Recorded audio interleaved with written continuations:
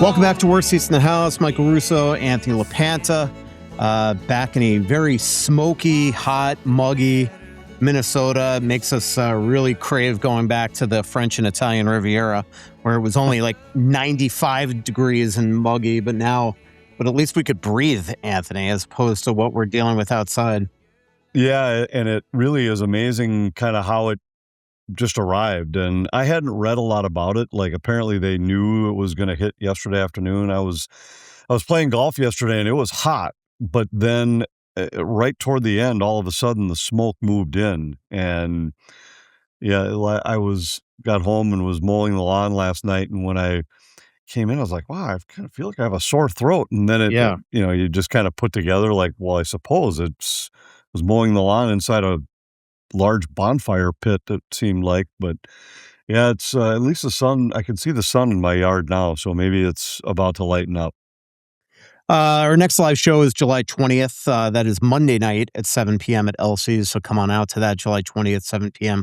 at Elsie's. And then we'll do one more show this month and our normal 4 in August. But this is a bonus podcast. That is very different than an emergency podcast, mostly because Anthony's on it. Normally, emergency podcasts, we don't include them because we don't want you to try to diminish the emergency. Right. If I was relieved to know that it was bonus and not emergency when I saw the invite today. So super excited. The schedule is coming out, Anthony. Man, are we going to be on the road a lot in the month of October and the month of November. At least Joe and I get to rotate. You're going to be on all of them. 10 of the first 14 on the road, 20 of the first 30 games on the road. And then there's just... I don't know. This schedule makes me crave for the condensed schedule. Like from December 12th to 31st, they have 7 games total, all at home. They're going to have the bye week again, bye week and All-Star, so they don't play from January 31st to February 11th, I believe, 10th. We're going to get to see Quinn Hughes is going to get to go to Vancouver. I'm sure he's excited about that twice in the first 2 months of the season. In the last part of December, right before Christmas, Matt Zuccarello returns. Jake Middleton will have to return to. We'll have to wait until March to return to Minnesota. But it's exciting. Every time that the schedule comes out, it's exciting. It shows you that we're getting closer to NHL action. Camp and will be condensed this year, shorter than normal. Only 4 exhibition games, and then the Wild start October 1st in Nashville at home against the Bruins on October 3rd. What's your thoughts on the schedule, Anthony? Well, there's a lot, and you mentioned a couple of them there. My kids were really excited to see the December schedule because as they start to make their Christmas plans, knowing that we're home from the 11th we'll leave, I suppose, for Winnipeg on the 29th. So to be home from the 11th to the 29th is nice with several off days in there. So it gave them some flexibility for planning when they're going to be home. We've had a lot of years lately where it's felt like we were on the road on the 22nd or 23rd, and then, yes, you get the 24, 5, 6 off, but traveling early in the morning on the 27th, like last year was the start of that 2-week road trip on the 27th. So that was exciting. And actually, you might be looking at an earlier version of the schedule. The Wild, they play home against Vegas on the 28th, and then their next game after that is at Pittsburgh on New Year's Day. Oh, that's right. The Winnipeg one is the one that moved into that Detroit with a Detroit-St. Louis trip. Yep. And so to have all that time off at home is nice. But then I always quickly glance at the road trips, and I think there's some great ones early. I'm excited about the fact that we've got the Buffalo, Tampa, Florida trip could be a good one early in the season, although it's always nice to go to Florida when it's in January instead of in October. But the Montreal, Toronto, Boston trip early in November, that sounds like that'll be a great trip. The Western Canadian trip to go early instead of in the middle of winter is kind of nice, to be going to Edmonton, Calgary, and Seattle, Vancouver, all on that trip. So, I like the loosened schedule a lot just by glancing at it. I remember looking at last year's with the condensed nature of it, and right away just thinking about all the times it was going to be 3 and 4, 4 and 6, and there just aren't very many of those stretches in this schedule. And a lot of the back-to-backs are are manageable back-to-backs, many of them including home games where last year think of all the road trips where it was a home game and then on the road somewhere, or back-to-back road games with travel in between and all that kind of thing. I think I like the general look of this year's schedule considerably more. Only 10 sets of back-to-backs, which is quite amazing. A lot of one-off trips, as well. What do you think of the road-heavy schedule to start the season? I mean, basically, by the end of November, the Wild are a quarter of the way done with their road slate. It's pretty crazy. Yeah, it is, and I always think it's weird when the cities that you visit twice, that you visit them twice during the same stretch of the season. Like, in this case, the Wild are going to Calgary and Vancouver twice in the first 2 months of the season, and only about a month apart. And that, to me, always feels weird. It feels like if you're gonna go to Calgary twice, one of them should be in the fall and one should be in the winter or spring. It shouldn't be, "Okay, you're in Calgary, you come home for" I think it's 2 weeks, and then we're back on the road to Calgary and Vancouver again. So that part I think is gonna be a challenge. There's the long Western Canadian swing, and then it's home for, maybe a week, and then it's an Eastern trip followed by a Western trip. So that early part of the schedule is gonna be a grind. We've seen it kind of affect things both ways. I thought a couple of years ago, the Wild got off to that great start on the road, and it kind of set the tone for the whole season. It developed some confidence and some chemistry for the team and gave them a little bit of a feel of no lead is safe when we're trailing on the road. But then we've also seen years where a tough schedule early put a team in a hole from which they could never dig free. And so it can affect you both ways. And we'll have to see how it affects this team. But I think it's definitely a challenging schedule in the early part of the year. October 22nd and November 19th, the Wild are in Calgary, so that'll be the first time that Blake Coleman and Ole Mata return, and Jake Middleton plays his old team. I'm excited about. We didn't get to see Quinn Hughes, even though he was acquired last December 13th. We didn't see Quinn Hughes get to play in Vancouver, so he gets to play there on October 25th and November 21st. The October 25th, Anthony, is the second of a back-to-back, so he'll enjoy that. He won't have to do media the day before the game. I'll have to wait till after. Players always love that. It's remember when Jacques used to go back to Montreal and he'd just not have a morning skate because he didn't want to do media. So that's pretty fun. 84 game schedule for the first time in eons, and let's see. Because of that, in division of the 7 teams in the Central Division, the Wild play 4 times, 2 games at home, 2 games on the road, 3 games against the 8 teams in the Pacific Division. That's 24 games, 12 and 12, and then home and home against all the 16 teams in the Eastern Conference. That's 32 games for 84 games. Yeah, Makes and the I division. love the symmetry of that. I think you and I were in agreement that we thought it was weird that there were some divisional teams you played 4 times and some you played 3. Now everybody to whom you're compared plays the exact same schedule you do, which I think is great. Yeah, exactly. So it'll be exciting. It'll be really interesting, the game in Nashville, Anthony, because that is a very big new look team. The Predators have made a ton of moves, starting in the front office this offseason with Chris McFarland, who is a GM of the Year candidate against Bill Guerin, who ultimately won that Jim Gregory Award.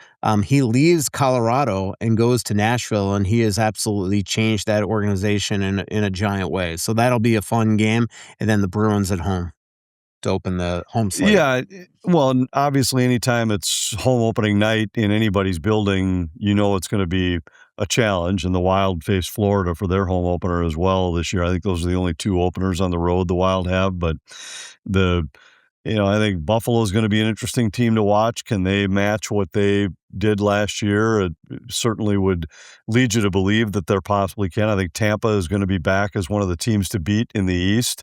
Florida definitely is gonna be back as one of the teams to beat in the East. So, you're starting, and then you got Vegas at home. So the first 6 games for Minnesota all present challenges, and, I think opening against Nashville, I think it's always an electric atmosphere inside that building, and I gotta believe opening night with a little bit of a new look team is it's going to be they're going to be a team charged up and ready to Yeah, go. absolutely. And the Wild haven't played well in Nashville for years, so it'll be really interesting. They've added again.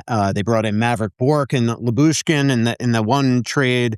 They brought in Ross Colton and Jack Drury from the old Avalanche. And Kerfoot, who was also on the Avalanche for a while Chris McFarland was there as well.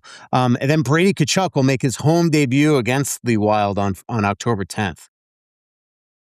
Yeah, and I mean, you're going into their building on their home opening night, so you know it's going to be electric in there. It's a lot of excitement around their team and a lot of belief that now, when healthy, that they'll be right back to where they had been the last 3 years when they were the one of the top teams in the East. And it'll be interesting to there's a lot of time before you start breaking down the ins and outs of a roster, but the fact that they were able to get a goaltender when they had no money left under the cap, I think it was a significant move, maybe as big a move as there was during the offseason, because after they had made a couple of their other moves, that was the question is, well, as much firepower as they've added up front, can they be a contender with quite literally no money left to spend to get a goaltender? And then they were able to pull off a deal to get a very accomplished goaltender. So we'll see We'll see how that works out, but I'd be shocked if Florida's not one of the top 3 in the East this season at the end of the year.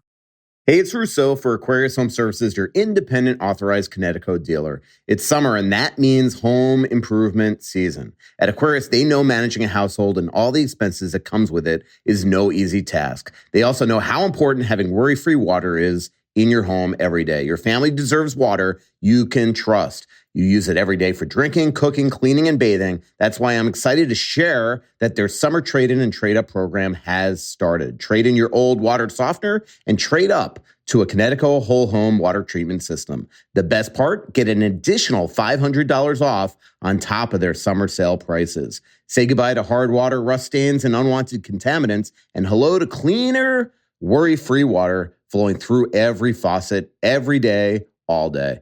It all starts with a free water test scheduled today at AquariusHomeservices.com. Aquarius, earning the right to be recommended. And don't forget to tell them Russo sent you. Switching is easy. We do it all the time. We could switch on the lights. We switch TV channels. Some of us even switch our favorite sports teams. Well, that's a stretch. But what's not a stretch is how you could switch and save with Tony Hoagland State Farm. In fact, State Farm agent Tony Hoagland and his team can switch you over so you can start saving today. If you thought your last homeowner's insurance renewal was really high, or it's been a while since you reviewed your coverages, Tony and his team are ready to welcome you to the State Farm neighborhood. With Tony and his team, it's easy to switch and save. You can reach out to Tony's office at 763-421-4900 to start saving today. Again, that's 763-421-4900. A great haircut is always a mood booster, but it's even better when it's convenient too. That's why you'll love online check-in at Great Clips. You just check in from your phone and get a ready next text when you're up next. Plus, with the convenient hours at Great Clips salons, you can get a haircut even when you're really busy. So if your hair and your mood could use a boost, download the app today, Great Clips. It's gonna be great. Yeah, I would concur. I mean, they went into last season. Barkov on the first day of camp tears his ACL and I think his MCL as well. Kachuk was still coming back from the offseason surgery he had stemming from the Four Nations, and they were just absolutely ravaged by injury throughout. So we'll see. Gudis is back, so that'll be a crazy game, man. The Kachucks and Bennett probably on the same line. That's a keep your head up game, so that'll be fun. Anthony, these games are going to be on television this season. We're confident of that. They're going to be on television, and hopefully not in the very far off future we'll have some details with that. But yes, the games will be on television somehow, somewhere. But boy, you look around the league right now, and I saw the release from the Anaheim Ducks saying that they were not going to return on Victory Plus next year. That certainly then puts the Dallas Stars, I would think, into somewhat of an unknown territory. Those were the only 2 teams where Victory Plus was their outlet last year. I know there are still a few teams that were under the FanDuel umbrella, like Minnesota was, that have not yet finalized and announced exactly what their plan and structure is going to be for next year. And I know Wild fans are are anxious to find out. The only thing I can say is that there will be Wild hockey on TV next year. There will be a combination of linear package, meaning like over-the-air satellite cable television, and a streaming component to it. I think all the teams are going to end up with some combo of that. I just don't think anybody knows exactly what those are going to look like yet at this point. And, we'll find out. I think I would expect sometime next week that the Wild will make an announcement with at least the very close to final plan for what theirs is going to look like. Yeah, exciting stuff and new world that we are in terms of television and pro sports. Let's move on, Anthony, to our weekly Dylan Larkin update, and this one's a big one, finally. But it definitely throws another wrinkle into the Wild's pursuit of this player. But Steve Yzerman has quote unquote stepped down as GM and president of hockey ops and transitioning to senior advisor to Chris Ilitch, their owner. They are now doing a search for the next president of hockey operations and general manager. And what this at a minimum tells us, we wrote a story, Joe and I, yesterday about what this could mean. And the reality is it's just conjecture, Anthony, because first of all, it's just mind-boggling to me that organizations don't hold media availabilities when they have an announcement like this. The Detroit Red Wings did none of that. So none of the questions can be answered. So the only thing we know that it does is delay things, because obviously, even though Steve Yzerman is theoretically still running the ship, they're not going to let him trade the captain of that team if he's not the general manager and president of hockey operations. So that delays things. They're going to, the Wild are hoping that they still have a path to get him, but now there's nobody to even call to try to make that path happen. So that slows things down remarkably. The new general manager and president of hockey operations, whomever that will be eventually, is probably at some point going to want to sit down with Dylan Larkin to see if they could solve this problem. So we don't know what this means, other than, before Steve Yzerman stepped down, the Wild were still confident that they had a chance to get him. They still believe they have a chance to get him. But I think it's very obvious, Anthony, that Dylan Larkin and Steve Yzerman were at odds. So this might be the type of thing that can make him change his mind. Yeah, I think all that is possible. It's funny the way you started that was that we've been looking for Larkin updates, and this is a big one. And the first thing that ran through my mind is, yeah, it's a big one with But we don't. absolutely nothing more known than than you knew before. But Yeah. I agree with you; it is a big one because we don't know exactly what's going to happen. And all I've been thinking about today is, does this help or hurt the Wild's pursuit of Larkin? And I think I could see it going either way. And I don't mean to say that to say like, well, I could see this or I could see that. Here's why. Because on one hand, if a new GM comes in, the odds are likely that he will have more rope than the previous GM in terms of if he wants to turn the page and say, we now, like, in the eyes of the fans and the organization, there might be more of an opportunity to say we're okay if we take a step backward in order to rebuild the proper way. Whereas if you've been the guy that's been there for a long time, that probably wasn't the case. So if it goes that way, I could see it then being a more realistic possibility for the Wild, because now all of a sudden you might get somebody who's willing to make a trade for a little bit more future heavy package. But on the other hand, it now also opens the door for what I previously thought was impossible, nearly impossible, which is a scenario where Larkin stayed in Detroit. Because now if a new GM comes in, that might be the one spot, the one way where Larkin can go back to the fan base and say, I'm all in to stay here. It was that I just didn't see eye to eye with where things were going. Now I do. Whether he believes it or not, Yeah. it can be spun that way to the fans. Where in the past, I thought there is almost no way you can come back from your captain, a local guy, for the only team for whom he's ever played, coming out and saying, I want to be traded. There was almost no scenario where you could then say, well, the right deal wasn't there. Now I'm all in. Let's go Red Wings. I mean, it just doesn't. Now there's a scenario where that could happen. So Yeah. I could see Although it now. there is a legacy, even though the Yzer plan, quote unquote, didn't work, he's still the captain of a storied franchise that led them to serious cups. So coming out and saying everything's okay now because Steve Yzerman signed is probably not the No, right. greatest Yeah, PR move. But I agree. I agree. But I mean, even just Steve Yzerman stepping away isn't the greatest PR move. I mean, that's yeah, I just think there's at least a scenario now where it's possible that he stays in Detroit. But the biggest thing with all of this, and it goes back to when we were having these conversations in May and June, and I just kept saying the same thing over and over again, and I still believe it, is that if I was Bill Guerin, and I'm sure Bill was in this spot, the last thing I wanted was this to drag out, because the longer it drags out, the more difficult it was going to be to fill in the other spots around you without knowing any cost certainty. And when I say cost certainty, I not only mean just the salary, but also the assets that you had to trade away to make the move. You would have wanted to know that in mid-June so that you could get to the free agency spot and know exactly what you had to fill in your roster. This has really put the Wild in a challenging spot to go out and get a roster that they feel is ready to compete, better than what they had last year, and say, okay, we're good with what we've got.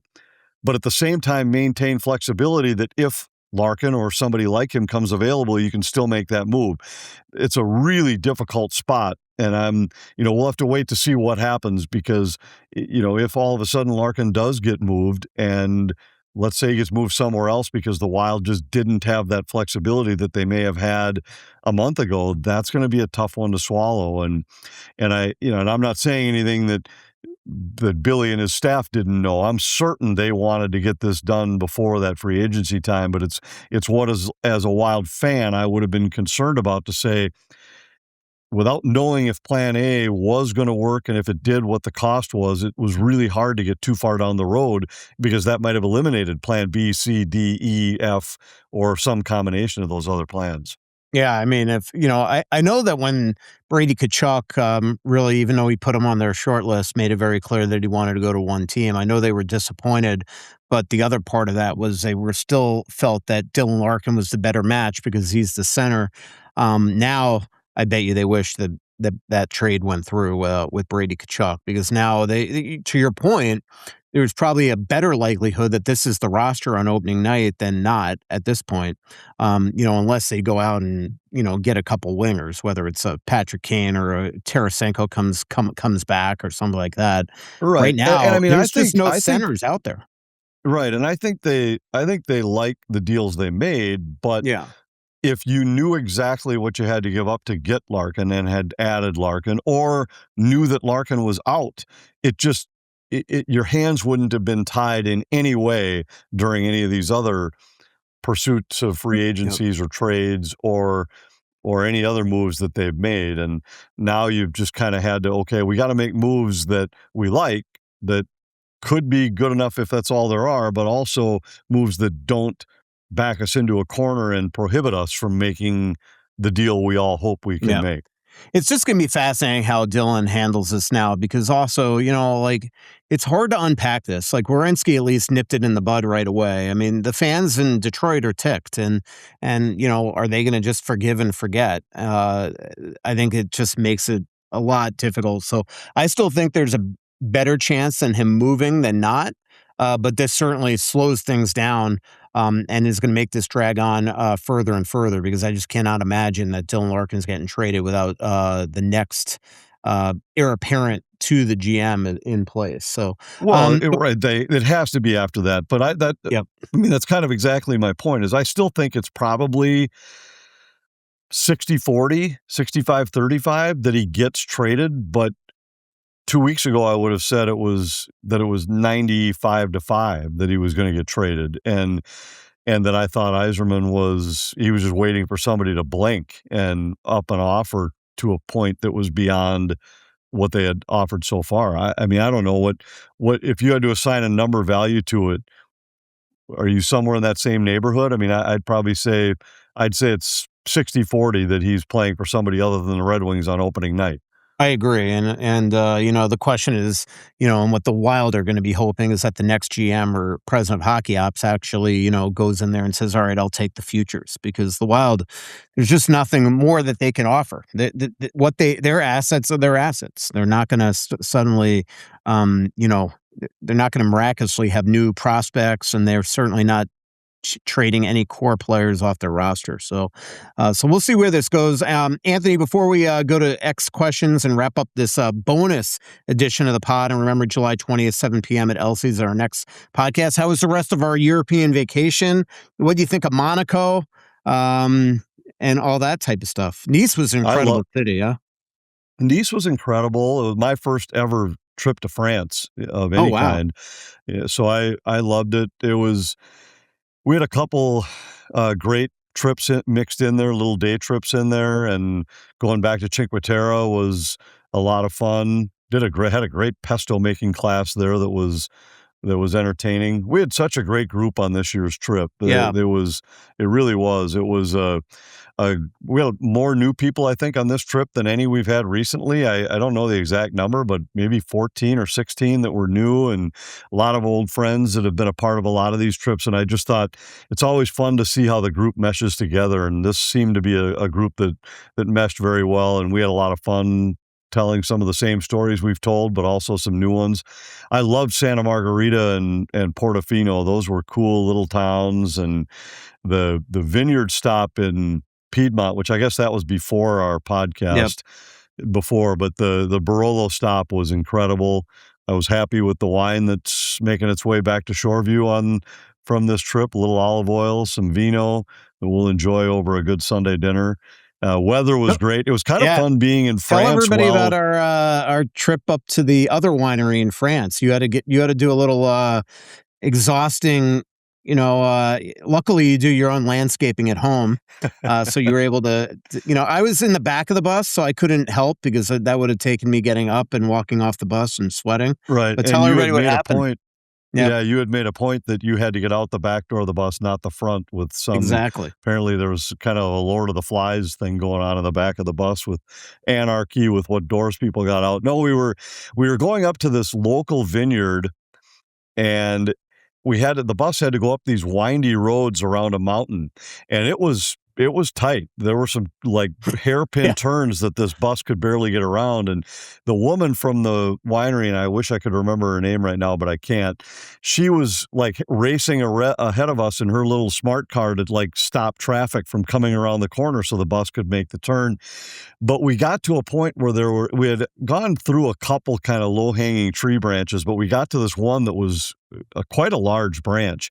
And Mimo, our bus driver, got out and said, "I can't go any further because this branch, it isn't just going to scratch the bus, it's going to knock the air conditioning unit off the top of the bus if I try and proceed." So Peter, our guide, got out and they're looking at it, and I watch, you're in those spots where it's like the last thing they need is another voice out there trying to offer opinions on how to get rid of this branch. And the translation from Peter, who speaks German and Italian and a little bit of Spanish and a little bit of French, trying to tell this woman that what we needed was a scissors to cut this branch. Scissors? Kind of funny. Yeah. But what he really meant was like one of those pruner things, but he referred to it as scissors. And so I watched for a while, and then there's just this moment where you say, all right, every idea I'm hearing is just not going to work. Peter's jumping to try to grab the branch at one time, and what had to happen is you had to get up on the tree so that you could find a way to leverage the branch down so that then people could get a hold of it and we could try and break it off, short of having a saw. But even if you had a saw, you had to get up on the hill. So I got out and I said, look, I'll climb. So I climbed up the side of this hill into the woods and was trying to find something up there, find like a branch that we could use to pull the branch down, or at least to get access to it if she was able to find scissors.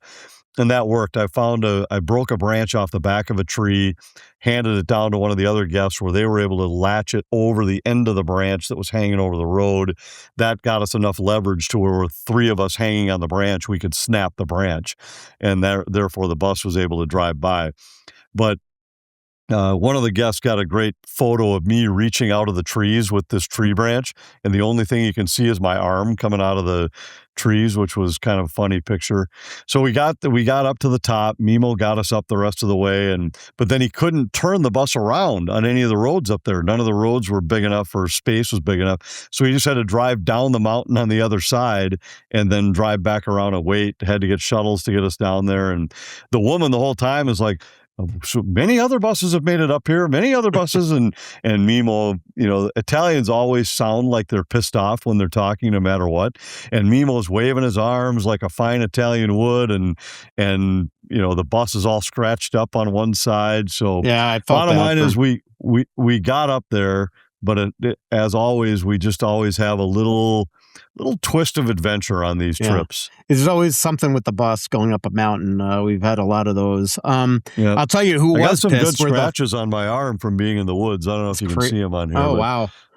You know who was pissed were the 3 cars that were stuck behind us for literally 30 minutes. I mean, it was but you know what was interesting? And they said it when we got to the top is that it's not like they got out of their cars and were yelling at us or anything, or they weren't honking. They just kind of calmly sat there like, well, what are you going to do? These 4 guys are climbing up in trees trying to get a bus past. And that actually kind of made me laugh to realize, like, can you imagine in America, they'd have been out screaming at us to get the bus to the side of the road so I can drive by. Yeah. Well, I definitely would have. I will say the guy right behind us was not pleased, but because I was looking out the back curtain of the bus while you were working. So there you go. You've heard me talk about the onX Hunt app on here for years. Well, make sure you download the onX Fish app as well, because before you even pull the boat out of the garage, you can sort lakes by species, trophy potential, and keeper potential, so you're not just guessing and you're going out with a plan. You could also use the onX Fish app to filter walleye, bass, panfish, whatever you're chasing, and see species abundance and size data so you actually know what's in the lake before you launch. Everything you need to get there and get on fish is all in one app. Boat ramps, lake access points, public versus private land, points of interest like bait shops and camping. It's all built into the app. No more scrambling around 3 different apps or outdated reports. onX Fish gives you the proven fishing area data and local insights that used to take years to learn. So you could do a decade of knowledge all in about 10 minutes. So download onX Fish on the App Store or visit onxmaps.com/fish. Spring fishing is here. Go find a lake you've been driving past for years and finally find out if it's worth the launch. My friends have been all in on Lucy lately, and the good news is it's never been easier to try because Lucy is now available at Quick Trip. They've tried just about every pouch out there, and Lucy has become the one they keep coming back to. Great flavor, great strength options, and a pouch that actually holds up. You can get Lucy in mint, apple ice, mango, espresso, berry citrus, and apple cider. The flavor lasts, and if you want to try the entire lineup, start with the 6-pack. The game changer is Lucy Breakers. Every pouch has a burstable flavor capsule.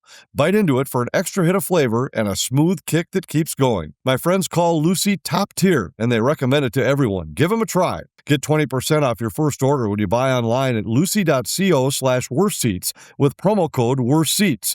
That's lucy.co/worstseats with promo code worstseats. And if you don't want to wait, check out their store locator to find where you can pick up Lucy at your nearest Quick Trip today. Here comes the fine print. Lucy products are only for adults of legal age, and every customer is age verified. Warning, this product contains nicotine. Nicotine is an addictive chemical. Let's go through some quick X questions, and we'll wrap up the show again. July 20th is our next show, 7 p.m. at Elsu's. And by the way, next year's trip we're doing is, I think it's July 6th to the 16th or something like that, Anthony, 6th to the 18th. It's a 12-day trip. We're going to Croatia, and for more than a week, we're going to be on a yacht. And there's 4 cabins left for that trip. And you can go to defineddestinations.com if you want to go, defineddestinations.com. But we've already almost sold out that trip just to the people that were on this trip. So if you do want to go, we have 4 cabins left to defineddestinations.com. It's going to be an amazing trip. Literally a private yacht just for us. And so it's pretty cool. Our group's going to have the whole boat. And I've never been to Croatia, so I'm really excited about it. I've heard it's beautiful, and each day, I was talking with Michael Kenny, the guy who runs this for us, and he said it's not like for anybody who has any issues with seasickness or anything, this is about as calm as that can be, because the ship doesn't sail at night. It's just in the morning, hour to the next island or hour and a half, and it's always within sight of land and everything. So it's pretty mellow that way. And each So many day cool excursions we're going to be doing, and right. And each day just get to a new island to spend the day there. So I'm really looking forward to it. A little bit of a different feel probably than the Italian trip we just had. And yep. I don't know, may have to get like a little shuttle boat or something and sneak across the Adriatic just so we can spend a day in the homeland. It's a little, I was talking to some people today, and I've been blessed. The trip we just had was awesome. We had the trip earlier this summer for AJ's wedding in Greece with my family, then going to Puglia. I don't know what the exact number would be, but it's over about an 8-week period, maybe 9 weeks. I've spent like 3.5 of them in the Mediterranean, and it doesn't even feel right to be able to say that. It's these 2 different trips over there. We've been lucky, but now this next one to Croatia is going to be fun. It is funny that you brought that up about Italy, though, because I was actually looking today about ways to extend the trip and go into Tuscany. So if you want to join, we could do that and stay at a nice meal. Well, let's keep our schedules clear for the couple days afterward, and because I'm always up for a trip back inside the confines of the boot, and Tuscany would be fun. Awesome. All right. John asks, any chance we throw in the towel on Larkin and look to add Patrick Kane? I mean, reportedly Kane is looking at going to Buffalo or back to Chicago. And so it just doesn't seem like that's in the mix. I think Kane would be good here. But Anthony, just to me, Kane's a winger. They need a center. Tony asks, friend of the show, hi, maybe too far out of the box, but could Billy bundle Gustafson plus number 10 plus number 13? So Brink and I think that's Brink, right? 10 is Brink? Brink and Trenyon. Yep, Trenyon. And one of the Wild's hockey ops elite minds in analytics or player development for Dylan, including an Eric Tulsky-like skill set, could provide Billy another tool to push this over the line. That ain't happening. I did send this tweet to Bombardier to see if he would take one for the team and offer up his services to push this over the top. But my guess is that Brad Bombardier or Dan Kaplan ain't getting this over the top. All right, Jade asks, I saw Kivaraju was playing in the Debuty League on Wednesday night. He's going to be around for the summer or in Iowa in the fall. No, he's going back to Finland. He's only here for a couple weeks. His agent wanted him to see the area, but he's doing his military service and will be going back to Finland any day now. Minnesota sports fan goes, at what point does Bill Guerin face criticism from ownership for running back the same crappy centers outside of Eck year after year? If they take a step back this year, could Leopold look to move on? Anthony, you can answer this too, but absolutely not. In fact, Bill Guerin has a lot of term left on his contract. So there's no way they're moving on for Billy. Yeah, well, I agree with that. I don't think there is. And I think what's maybe the bigger question to be asked here, and it's go back to what I said earlier in the show, that there were some unpredictable things that happened here with the Larkin situation, where I think if you were looking at it to evaluate the job of the GM, you could reasonably say, look, how could he possibly have predicted this? We've talked about Billy's plan for years now, where I thought it was opening night of last season that the Wild needed to be looked at as one of the contenders in the West in order for the plan to be deemed a success. You can't always judge a plan by just, did you win a Stanley Cup or make it to a Stanley Cup final? Because there's so many little things that can change. And I think last year the Wild they were one of the legit contenders in the West. And I think when you look at their roster this year, right now, they're a legit contender in the West. I mean, I don't think anybody would look at them as the favorite, but I think any conversation that gets 4 deep for teams in the West would probably include Colorado. It would include Vegas. It would probably include Minnesota and Dallas. And that's whether they make a trade or not. But I think the bigger question here is, right now, when you look at the way that the expanding cap has changed the world dramatically, go to teams locking up their own players at younger ages for longer term, at bigger deals. with, I think, a lot of teams that had some forward thinking to say, 3, 4, 5 years down the road, this is going to represent such a smaller percentage of the cap that this is going to be a great deal. But what it did is it changed the free agent landscape so that when some of these other teams who maybe like the Wild already had kind of their core players locked up, they were expecting, okay, now we're going to have some money. We're going to be able to add that piece here, here, or here. And those pieces just weren't there, and they just weren't going to be there.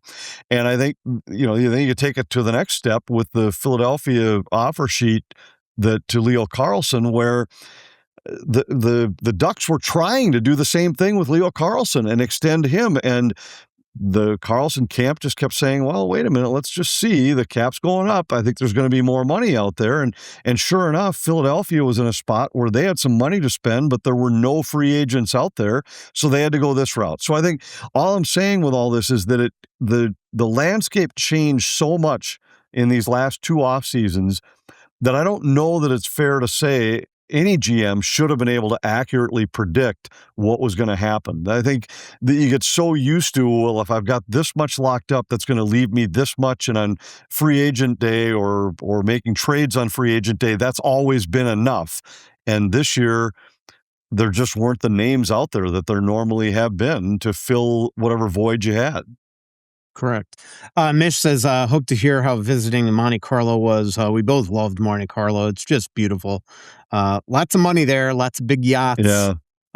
It was, that's for sure. And, Monaco was a cool little town, and seeing some of the stories of Princess Grace, I didn't know quite as much about that until we had taken the tour of their palace and everything there. And that's always cool. Watching the changing of the guard in front of a royal mansion is always cool. And it was kind of fun to walk down among those yachts, to walk into that Monte Carlo casino. And it was cool. It was, it's I personally, I love those smaller towns like that. Like, I loved Santa Margarita. I loved Portofino. Nice was really nice, had a little bit more of a big city feel to it. But I love those older small towns, smaller villages, and just I love the lifestyle in that part of the world. Yeah. I do. I enjoyed Nice a lot. And, as long as I get a hockey arena built, I'll be spending a month there in 4 years for the Olympics. But, my favorite night in Nice was the night that we were on top of the rooftop, just out there looking over the water, looking over the airport. It was great. Max asked, non-hockey question, what reality show or game show would you be best on, Anthony? You know what I watched the other day, just to change subjects. So coming back from France, I watched 6 episodes of Big Cats 24/7, where it's a documentary following cats for 6 months in Botswana. Holy crap. By the end of that plane ride, I was like scared of my own shadow. I was convinced something was going to eat me. Like, what a world those lions and leopards and cheetahs have to live on an every day basis. Just worried about being eaten or eating something else. Man. I love those. I watch those Animal Planet type shows all the time. I was fascinated. I met a producer that produced one of those, or was one of the producers on one of those series. When we were out in New York for the NHL broadcast meetings one night, I just happened we got to talking. She was in New York for a meeting with their crew, and she told me how they do all those hidden motion sensor cameras that get these unbelievable pictures of the hunts and things for these animals at night. And I was just watching one the other day, and you felt like I was watching as these wolves were chasing like the baby, some kind of deer. I don't remember what kind of deer it was. And you're pulling for the deer to get away. And it's such a sad feeling when you see the wolf like win the race and catch the deer. But then at the same time, you're watching and you think, well, I hate to think of the fact that that little deer's life ended. But then you're watching the polar bear family that's hunting seals, and you're pulling for the polar bear to catch a seal because the little cubs need to eat. And, so, I mean, it's fascinating when you see that kind of life. And I wouldn't survive well in a reality show if that was my reality show of let's find LaPanta, throw him in the wilderness and see if he can keep himself alive for a while. Well, imagine me. I don't like your chances. Yeah. I'm not a big reality TV show guy, so I don't know that any of them would be Yeah, either my am I. sweet spot, but trying to think of game shows. I mean, the trivia type shows, I always feel like I'm okay, but then I'll watch somebody on there that just starts hammering away on subjects that I know nothing about, so that probably wouldn't be good. I think I'd be okay on Wheel of Fortune. Yeah, that'd probably be mine. But even when I listen to the fan and listen to like initials or like, program password, I can't even get it listening in the car. Let's just quickly breeze through a couple of the others here. Wild Mother Pucker asks, how is Stramel's recovery coming along? He's doing great. Max also asks, is there a world that Wallstedt ends up as an offer sheet risk next summer? After this summer, absolutely. The Wild will have to definitely prepare to make sure that they don't, fall victim to that. Wild Boys 59, do you think Trenyan and Sturm will not be on the roster come October? It really depends if they get Larkin, because if they get Larkin, they're going to have to trade their way into cap compliance because they would be significantly over the cap. Wild Boys 59 also asked, do the Wild intend to talk short-term extension with Blake Coleman? I think they'd wait, Anthony. Do you want Vladimir Tarasenko back if he'd crawl back here on a 1-year, $1 million deal? Jade asked that. If it was a 1-year, $1 million deal, I'd take him for sure. Yep, But, absolutely. short of that, I probably would not want I mean, I certainly wouldn't bring him back on more than a deal like that. I'd be happy to have it be an incentive-laden deal to get beyond that. Yep, exactly. What Wild player do you think could take a big step in production this year, either with the Wild or Iowa? I mean, I think Yurov's going to come back and be a much better player, and obviously Hunter Haight as well. Somebody asked about expansion. Obviously, Houston or Austin is going to be one of them. And then the question is, does Atlanta get a team? Do they go back to Arizona? Something like that. DJ asked, why didn't the Wild just go after Giroux? They did have interest in Giroux, and he wanted to go back to Ottawa or go to Philly. I mean, that was his choice. Tyler asked if when Gus comes back, will they try and send Pickard down to the minors or just keep him in Minnesota? I guess my guess is that they'll send him down to Iowa or try to trade him. Any interest in Shane Wright? They have no interest in Shane Wright. That is our show, Anthony. Our next live show is July 20th at 7 p.m. at Elsie's. Definitely come on out. We're going to be giving away a gift card to Great Clips that night that's good enough for enough haircuts for a year. So definitely come on out to that. Great Clips, our awesome sponsor, is giving that away. So again, enough haircuts for a year. July 20th, 7 p.m. That's Monday night at Elsie's. Thanks to our incredible sponsors, Aquarius Home Services, your local authorized dealer for Connecticut water treatment systems, Onyx Maps, Lucy Nicotine Pouches, Great Clips, and State Farm with Tony Hoagland. Thanks, everybody. So much coming out, there's nothing going in. I know that you feel like you're never gonna win. Oh, but the world won't forgive.